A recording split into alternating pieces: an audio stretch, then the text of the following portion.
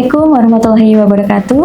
Selamat pagi sahabat sehat RSUD Banyumas. Senang sekali pada pagi hari ini kita ketemu lagi dalam acara Dopokan Putri Domas seputar materi dan informasi dokter dan orang-orang mumpuni di RSUD Banyumas. Saya, Asy Wulandani, akan memandu acara Dopokan Putri Domas hari ini dengan tema yaitu terkait antibiotik. Sudah hadir duduk di sebelah kanan saya narasumber yang ahli di bidangnya yaitu Apoteker Dondi Pangestu. Selamat pagi Apoteker Dondi. Selamat pagi, Assalamualaikum Mbak Asih dan sahabat sehat RSUD Banyumas. Waalaikumsalam. Saya Dondi Pangestu, saya apoteker yang berpraktek di RSUD Banyumas. Alhamdulillah, terima kasih ya. Saya juga senang sekali hari ini bisa berngobrol ya bareng Mbak Asih dan sahabat sehat RSUD Banyumas terkait dengan antibiotik ya Mbak Asih ya. Karena memang masih banyak sekali di masyarakat kita yang masih misinformasi ya terkait dengan penggunaan antibiotik ini. Jadi memang ini temanya sangat menarik sekali ya Mbak Asih ya. Gitu. Ya Mas Doni, sesuai dengan tema kita ya Mas Doni, yaitu tentang antibiotik ya. Nah di sini kan masih banyak miskonsepsi tadi, mungkin bisa dimulai dulu dijelaskan apa sih sebenarnya antibiotik itu Mas Doni? Oh ya, jadi antibiotik itu adalah suatu kelompok obat yang digunakan untuk menghambat atau membunuh bakteri. Jadi tidak semua infeksi itu disebabkan oleh bakteri. Jika infeksi tersebut bukan disebabkan karena bakteri, misalkan karena virus, tentu penggunaan antibiotik di sini menjadi tidak pas ya, tidak akan mempan begitu. Yang paling banyak terjadi di masyarakat kita itu penggunaan antibiotik untuk flu batuk yang disebabkan oleh virus. Ya padahal padahal virus itu kan tentu tidak akan mempan ya diobati dengan antibiotik. Dan juga banyak juga kasus-kasus yang flu batuk yang karena alergi, misalkan alergi debu atau mungkin karena kondisi yang lagi dingin seperti ini ya, tentu banyak yang mengalami alergi flu batuk dan tentu tidak akan tepat jika diobati dengan menggunakan antibiotik begitu Mbak Asih. Oke, baik, berarti penyakit yang disebabkan oleh virus seperti flu atau alergi seperti batuk pilek karena alergi itu penggunaan antibiotik menjadi tidak tepat dan percuma ya Mas ya? Percuma, betul sekali. Percuma ya menggunakan antibiotik untuk infeksi yang disebabkan oleh virus. Bahkan saya pernah membaca suatu laporan dari WHO ya. WHO itu adalah organisasi kesehatan dunia. Jadi mereka melakukan sebuah survei di mana survei itu melakukan wawancara kepada masyarakat. Ternyata sekitar 70% masyarakat itu masih percaya bahwa antibiotik itu dibutuhkan untuk mengatasi flu batuk, yang padahal flu batuk sendiri itu mayoritasnya disebabkan oleh virus Mbak. Ya. Sehingga memang dan virus itu sendiri sifatnya self-limiting disease ya. Jadi bisa sembuh sendiri tanpa terapi yang spesifik. Ya, dan yang paling penting sebenarnya adalah dengan meningkatkan imunitas, misalkan dengan makanan yang bergizi, kemudian istirahat yang cukup, mungkin minum vitamin seperti itu ya, dan itu justru yang akan mempercepat penyembuhan infeksi virus itu. Jadi bukan penggunaan antibiotiknya sebenarnya yang perlu ditekankan di situ Mbak. Baik, berarti antibiotik ini tuh lebih khusus untuk infeksi bakteri ya Mas ya? Betul. Untuk infeksi yang virus itu memang dia bisa sembuh sendiri seiring dengan meningkatnya imun kita ya Mas. Nah terkait dengan tadi infeksi virus dan bakteri itu gimana sih Mas cara kita membedakannya? Apakah kita terkena infeksi virus atau kita terkena infeksi bakteri? Kalau untuk membedakan infeksi apakah itu dari bakteri atau dari virus memang sebenarnya agak sulit ya, karena gejalanya mungkin hampir mirip-mirip. Sehingga memang di sini pentingnya untuk senantiasa konsul dengan dokter. Jadi jangan sampai masyarakat di sini mereka melakukan self-diagnose atau mendiagnosa sendiri, menerka-nerka sendiri seperti itu, jangan sampai terjadi seperti itu. Kalau infeksi bakteri biasanya memang gejalanya lebih berat. Misalnya demam tinggi terus-menerus, kemudian ada tanda spesifik dari infeksi, misalkan ada nanah kayak gitu. Tapi kembali lagi tetap harus sesuai dengan diagnosa dari dokter ya. Jadi jangan sampai masyarakat di sini melakukan diagnosa sendiri, menerka-nerka sendiri, tapi tetap periksakan ke dokter untuk mengetahui apakah ini disebabkan oleh infeksi bakteri atau disebabkan oleh infeksi virus begitu Mbak. Berarti memang lebih baik untuk langsung saja memeriksakan diri ke ahlinya ya Mas, Betul, ke dokter betul. di vaskes kesehatan terdekat supaya lebih pasti itu terkena infeksi bakteri ataupun infeksi virus. Betul Karena Mbak. kan terkait pengobatannya ya Mas ya, daripada kita salah dalam pengobatan justru apalagi dalam penggunaan antibiotik malah akan menimbulkan resistensi atau kekebalan kuman terhadap antibiotik itu ya Mas ya. Selanjutnya terkait dengan resistensi ya Mas ya, itu kan sudah menjadi isu global ya resistensi itu. Betul. Sebenarnya bahayanya apa sih Mas resistensi antibiotik itu? Iya. Jadi resistensi bakteri itu kan adalah suatu kondisi di mana bakteri itu menjadi kebal terhadap antibiotik. Sehingga jika ada seseorang yang terkena infeksi bakteri yang kebal, maka sembuhnya akan semakin sulit, Mbak. Oke. Dan betul sekali memang bahwa isu terkait resistensi antibiotik itu sudah secara global ya levelnya ya, bukan nasional lagi tapi sudah global, jadi di seluruh dunia. Dilaporkan oleh WHO bahkan pada tahun 2023 itu 1 dari 6 bakteri yang terkonfirmasi secara laboratorium itu sudah kebal, Mbak. Jadi itu tentu kalau ditanya apakah berbahaya atau tidak, itu sangat berbahaya ya, karena jika ada seseorang yang terkena infeksi bakteri yang sudah kebal, tentu kesembuhannya akan semakin sulit. Begitu Mbak. Oke. Baik. Selanjutnya apa itu namanya, salah satu penyebab yang menyebabkan resistensi antibiotik kan dari penggunaan antibiotik yang sembarangan ya Mas ya. Iya betul sekali. Mungkin bisa disebutkan lagi mungkin penyebab lain yang bisa menyebabkan resistensi antibiotik selain dari penggunaan obat yang sembarangan? Iya. Resistensi antibiotik atau kebalnya suatu bakteri terhadap antibiotik itu disebabkan karena penggunaan antibiotik yang tidak tepat ya tadi ya Mbak ya. Misalkan yang pertama karena pembelian antibiotik tanpa menggunakan resep ya. Kalau di Indonesia saat ini harusnya antibiotik itu hanya bisa dilayani dengan resep di apotek-apotek yang legal ya. Tapi memang di beberapa mungkin di toko-toko kelontong atau di pasar-pasar seperti itu masih ada beberapa yang bisa menjual antibiotik tanpa resep, dan ini tentu perlu menjadi perhatian kita bersama ya. Jika mungkin masyarakat mendapati ada toko yang menjual antibiotik tanpa resep, mungkin bisa dilaporkan ke yang berwenang begitu.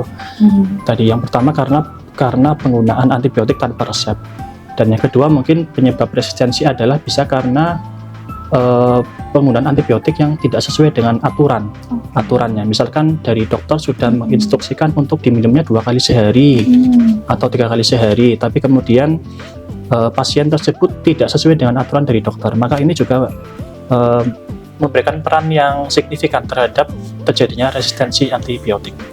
Kemudian juga terkait durasi atau lama terapi, itu juga perlu diperhatikan karena masih banyak di masyarakat kita yang ketika mereka sudah merasa enakan, kemudian antibiotiknya dihentikan. Padahal mungkin instruksi dari dokter misalkan antibiotiknya untuk 5 hari, tapi karena dalam 3 hari kok mereka sudah merasa enakan, kemudian obatnya dihentikan. Tentu ini tidak sesuai dengan durasi. Ini juga menyebabkan resistensi jika dilakukan secara masif di tengah-tengah masyarakat, Mbak. Mungkin diantaranya itu yang perlu kita perhatikan bersama. Ya ternyata banyak sekali ya Mas ya faktor penyebab dari resistensi antibiotik ini sendiri. Nah Mas, ini kan terkait dengan resistensi antibiotik nih, kebal ya Mas ya, umumnya kebal terhadap antibiotik. Banyak sekali mitos yang beredar di masyarakat nih. Salah satunya yaitu antibiotik itu bikin tubuh menjadi kebal sama semua obat. Itu benar nggak sih Mas sebenarnya? Kebalik ya mungkin ya. Jadi yang kebal itu bukan tubuhnya, bukan tubuh manusia, tapi yang kebal itu bakterinya Mbak. Oh, bakterinya ya. Jadi bakterinya yang menjadi kebal, sehingga lebih sulit untuk diobati dengan antibiotik. Oke. Jadi di sini tuh berarti bakterinya malah jadi berevolusi ya Mas ya, Iya. akibat dari kita menggunakan antibiotik yang tidak bijak lagi, sehingga di kemudian hari akan lebih susah lagi disembuhkan dengan Iya. antibiotik yang sudah resisten tadi. Betul. Gitu ya Mas ya. Mungkin selanjutnya Mas Dodi berkenan untuk memberikan tips kepada sahabat sehat RSUD Banyumas supaya terhindar dari resistensi antibiotik ini dengan iya. penggunaan antibiotik ini. Ya, tipsnya yang pertama adalah sahabat sehat RSUD Banyumas harus yang pertama memperoleh antibiotik dengan menggunakan resep. Jadi jangan membeli antibiotik tanpa resep. Jika di apotik yang legal harusnya memang tidak akan dilayani jika membeli antibiotik tanpa resep ya. Tapi yang tadi yang sudah kita sampaikan bahwa memang masih ada beberapa toko kelontong atau pasar-pasar yang menjual antibiotik tanpa resep, dan jika mendapati jangan dibeli karena juga belum tentu obatnya asli ya, bisa jadi obat palsu. Dan jika mendapati juga bisa dilaporkan ke pihak yang berwenang.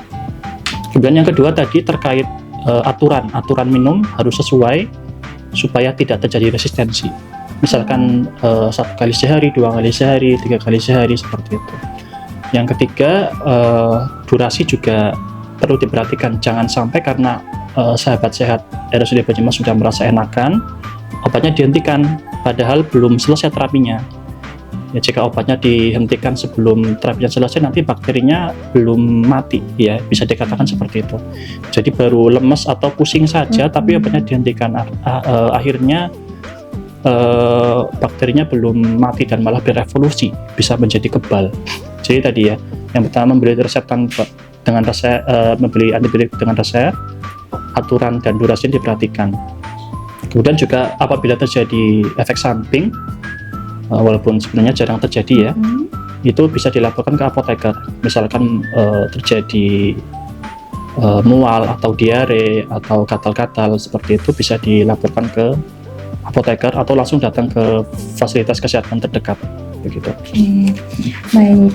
Banyak sekali itu ya Mas ya yang perlu kita pahami ya sebelum penggunaan antibiotik tadi. Nah itu tadi kan Mas Dodi sempat menyinggung efek samping dari antibiotik ya Mas ya. Selain ada beberapa efek samping, antibiotik ini termasuk dengan golongan obat yang sering menimbulkan alergi ya Mas ya di penggunaannya ya. Mungkin Mas Dodi bisa menyebutkan ciri-ciri alergi penggunaan antibiotik sehingga nanti sahabat sehat RSUD Banyumas lebih aware terhadap penggunaan antibiotik ini. Ya. Terkait efek samping sebenarnya efek samping yang paling umum ya Mbak ya, itu bisa bikin perut sakit atau diare atau asam lambungnya naik. Tapi ini pun sebenarnya tidak terjadi pada semua individu ya, dan bahkan jarang terjadi sih. Jadi mungkin sahabat sehat RSUD Banyumas tidak perlu khawatir jika mendapatkan resep antibiotik. Memang ada efek samping, tapi memang efek sampingnya jarang terjadi, dan apabila terjadi pun ringan biasanya. Iya. Kemudian jika muncul tanda alergi seperti gatal ruam-ruam pada kulit atau mungkin bengkak di area muka, area bibir, itu langsung dihentikan obatnya dan langsung datang ke fasilitas kesehatan terdekat. Mungkin ke puskesmas atau ke rumah sakit dengan membawa obat yang sedang diminum. Ya, supaya bisa diidentifikasi obatnya yang mana yang bikin alergi. Jadi kalau muncul tanda alergi tadi ya, sekali lagi langsung dihentikan obatnya dan segera datang ke fasilitas kesehatan terdekat dengan membawa obat yang sedang diminum supaya bisa diidentifikasi obatnya. Begitu Mbak.